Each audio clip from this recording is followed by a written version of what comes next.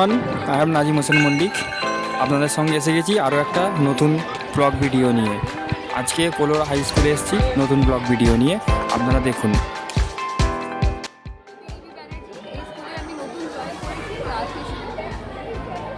আচ্ছা, স্কুলে আপনি কতদিন জয়েন করেছেন? 7-8 মাস। স্কুলে পরিস্থিতি কেমন, পঠন পাঠন কেমন? স্কুলের পরিস্থিতি বলতে আমি যখন এখানে তো পঠন পাঠন খুবই ভালো, ওখানে টিচাররা খুব ভালোভাবে স্টুডেন্টদের ক্লাস নেয়। এছাড়াও আমাদের স্কুলে অনেক রকম অ্যাক্টিভিটিস আছে, যেমন আমি যখন প্রথম জয়েন করি তখন স্কুলে একটা ড্রয়িং কম্পিটিশন হয়েছিল। সেটা দেখে আমার খুবই ভালো লেগেছিলো যে এই যে স্টুডেন্টদের পড়াশোনা ছাড়াও অন্যান্য বিষয়ে যে আগ্রহ বৃদ্ধি করা, সেটা আমাদের স্কুলে খুব ভালোভাবে করা হয়। এছাড়াও বিভিন্ন মাঝে মাঝে কুইজ কম্পিটিশান এগুলো হতে থাকে, বা আমাদের শুধু মানে পাঠ্যপুস্তকে পড়াশোনা সেটা নয়, আমাদের স্কুলে বিভিন্ন অডিও ভিজুয়ালের মাধ্যমে পড়াশোনা করা হয়, যাতে ছাত্রছাত্রীরা আরও আগ্রহ বৃদ্ধি পায়, ছাত্রছাত্রীদের সেই দিকটাও খুব ভালোভাবে দেখা হয়।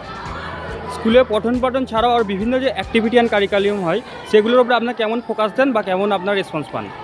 ভালোই পাই, খুব ভালো রেসপন্স পাই। স্টুডেন্টরা অনেকেই এগুলো এই ধরনের জিনিস খুব আগ্রহ বৃদ্ধি পায় দেখতে পাই। স্কুলের স্টুডেন্ট সংখ্যা এখন কত আছে? আমি যেটুকু শুনেছি 2016। স্কুলেরা প্রত্যেকদিন স্টুডেন্টরা রেসপন্স করেন ঠিকঠাক স্কুলে? এইটাই আমার একটুখানি খারাপ লাগে যে অনেক দিকে প্রথম থেকেই দেখি যে স্টুডেন্টরা ঠিকঠাক মতো ক্লাসে আসে না প্রত্যেকদিন। বর্তমানে স্কুলের স্টুডেন্টরাও প্রত্যেকদিন আসে না, এটা দেখতে পাই, এটা দেখে খুবই খারাপ লাগে। তাই জন্য একটাই কথা যে গার্জেনরা ছেলেমেয়েদেরকে স্কুলে পাঠান, কারণ আমাদের স্কুলেও খুব ভালো করে পড়াশোনা হয়, টিচাররা খুব ভালোভাবে ক্লাস নেয়, রেগুলার ক্লাস হয় আমাদের, এবং তারা যথেষ্ট ভালো করে পড়ান। তাই জন্য আমার একটাই কথা গার্জেনদের, যে তাদের জন্য প্রত্যেককে স্কুলে পাঠানো হয় স্টুডেন্টদের। গত মাসে একটা দেখলাম স্কুলে একটা ফুড ফেস্টিভ্যাল আয়োজন করেছিলেন। ফুড ফেস্টিভ্যালে কেমন রেসপন্স পেয়েছিলেন? খুব ভালো রেসপন্স। নবম শ্রেণীর স্টুডেন্ট। আমাদের স্কুলে পড়াশোনার পাশাপাশি নানান ধরনের শিক্ষা দেওয়া হয়, যেটা আমরা অল্প সময় জানতে পারি বা বুঝতে পারি। আমি ফারিন সর্দার, কোরলা উচ্চ বিদ্যালয়ের নবম শ্রেণীর ছাত্রী। আমি আজকে একটা বৃত্ত বানিয়েছি। এই বৃত্তটিকে 16টি ভাগে ভাগ করেছি এবং একটি আয়তক্ষেত্রের সমানে পাশাপাশি সাজিয়ে বসিয়েছি, এবং এই বৃত্তের পরিধির সঙ্গে আয়তক্ষেত্রের পরিসীমাটি সমান কিনা বোঝার জন্য আমি এই সূত্রটিকে ব্যবহার করেছি। এমন আরও ভিডিও দেখতে আমার চ্যানেলটিকে অবশ্যই আপনারা সাবস্ক্রাইব করবেন। ফেসবুকে কেউ দেখে থাকলে ফলো করবেন, ইনস্টাগ্রামে কেউ থাকলে ফলো করবেন। ধন্যবাদ।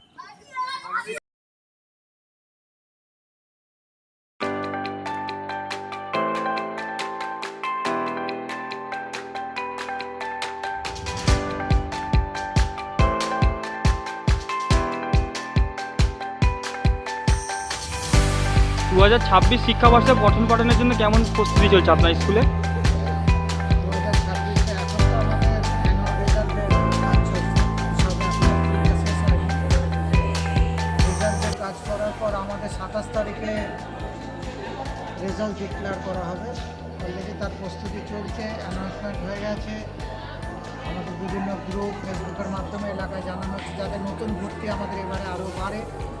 ক্লাস 5-এ আমাদের এখানে প্রচুর স্টুডেন্ট ভর্তি হয়, প্রায় 300-350 স্টুডেন্ট ভর্তি হয়। তো তার জন্য একটু গার্জেনদের মোটিভেট করা হচ্ছে যাতে তারা, কারণ আশপাশ এখন অনেক স্কুল আছে, তো আমরা চাই ভালো স্টুডেন্টগুলো আমাদের স্কুলে আসুক, এবং তার জন্য মোটামুটি গার্জেনদের অ্যাওয়ারনেস, বিভিন্ন গার্জেন মিটিংও করা হয়েছে, বিভিন্ন ক্যাম্পেনিং চারদিকে চলছে যাতে এবারে স্টুডেন্ট আরও বেশি ভর্তি হয়। বাকি আমাদের অ্যাকাডেমিক সেশন, আমাদের এডুকেশান, আমাদের অনেক সাফিসিয়েন্ট টিচার আছে, এডুকেটেড, খুব ওয়েল এডুকেটেড টিচার, প্রত্যেকে ট্রেন, ক্লাস ভালো হয়। স্কুলে আমাদের রেজাল্ট মোটামুটি খুবই ভালো। ভালো ছেলের সংখ্যা একটু খুব বেশি না হলেও যারা আছে খুব কোয়ালিফাইড। অ্যাভারেজটা বেশি, মানে এটা অনেকটা মাইনরিটি এলাকার স্টুডেন্ট, তো ম্যাক্সিমামটাই মাইনরিটি, প্রায় 90% আপ মাইনরিটি এলাকার স্টুডেন্ট। কিন্তু তাদের মধ্যে এখন পড়াশোনার যথেষ্ট মনোভাব ভালো, এবং যারা ফার্স্ট সেকেন্ড থার্ড আমাদের স্কুলে যারা হয় খুব কোয়ালিফাইড, খুব দ্রুত তারা লাইফে স্ট্যান্ড করছে। আমাদের অনেক স্টুডেন্ট লাস্ট কয়েক বছরে ডাক্তার হলো, বিভিন্ন ফিল্ডে তারা খুব সাফল্যের সাথে এগিয়ে আসছে। তো মোটামুটি ঠিক আছে। আমরা আমাদের হার্ট চেষ্টা করি আমাদের স্টুডেন্টরা যাতে আরও বেটার পারফরমেন্স করে। মাধ্যমিকে আমাদের স্পেশাল কোচিং হয় সবসময় স্টুডেন্টদের ফেভারে, সব টিচার কাজ করে যাতে আরও বেটার তারা কিছু করতে পারে। এবং আমাদের স্কুলের একটা খুব ভালো এই মুহূর্তে নাম চারিদিকে ছড়িয়ে পড়েছে। আমাদের অনেকগুলো স্টুডেন্ট ডাক্তার হয়েছে, তাদের নিয়ে বড় একটা অনুষ্ঠান হলো, পুরো গ্রামবাসী এখানে সেই অনুষ্ঠানে এসেছিল। এবং সমস্ত গার্জেন এখন দেখা যাচ্ছে আগের থেকে অনেক বেশি তাদের স্টুডেন্টদের পড়াশোনার প্রতি কেয়ারফুল। এছাড়াও গার্জেন মিটিংয়ে শেয়ার করতে পারে। কলোরা হাই স্কুল অত্যন্ত প্রাচীন একটা স্কুল, যেটা 1907 সালে অর্থাৎ ব্রিটিশ আমলে তৈরি হয়েছিল। ধীরে ধীরে আস্তে আস্তে কলোরা স্কুল ধাপে ধাপে উন্নতির দিকে এগিয়েছে। প্রাথমিক থেকে উচ্চ প্রাথমিক, উচ্চ প্রাথমিক থেকে মাধ্যমিক এবং তারপর উচ্চ মাধ্যমিক। তো এই ঐতিহ্যপূর্ণ স্কুলে বিভিন্ন সময় বিভিন্নজন কর্ণধার ছিলেন। আমি বর্তমান এই স্কুলের যেখানে আছি, আমি চাইবো আমার আমলের স্কুলটার যথেষ্ট উন্নতি হোক। আমি চেয়েছি স্কুলকে বিভিন্ন বিষয়ে, শুধু পঠন পাঠন নয়, খেলাধুলোও নয়, আজকের যুগে প্রত্যেকটা বিষয়ে বাচ্চাদের যাতে একটা সম্যক ধারণা, ইভেন একদম নিউলি যেটা এসেছে সেটা হচ্ছে এআই। আমরা চাইছি বাচ্চাদেরকে এআই টেকনোলজি থেকেও উন্নত করতে।